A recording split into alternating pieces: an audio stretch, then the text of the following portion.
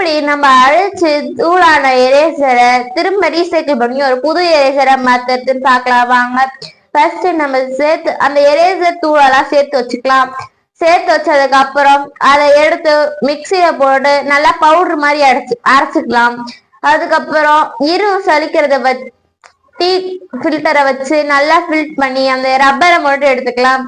அடுத்தது silicone rubber clue வச்சு அதை நல்லா மிக்ஸ் பண்ணிக்கலாம். அது நல்லா ஒரு கிளே மாதிரி வந்த உடனே ஒரு ரெக்டாங்கிள் ஷேப் பாக்ஸ்ல வச்சு அந்த ஷேப் பண்ணிக்கலாம். ஷேப் பண்ண உடனே அதை வெளியே எடுத்துட்டு அந்த எரேசரை எடுத்து ஓவன்ல வச்சு பேக் பண்ணி எடுத்துக்கலாம். இப்ப அதுல ஒரு அந்த பிராண்ட் நேம் அச்சடிக்கிறாங்க, இங்கு வச்சு அந்த பிராண்ட் நேம் அச்சு வைக்கிறாங்க.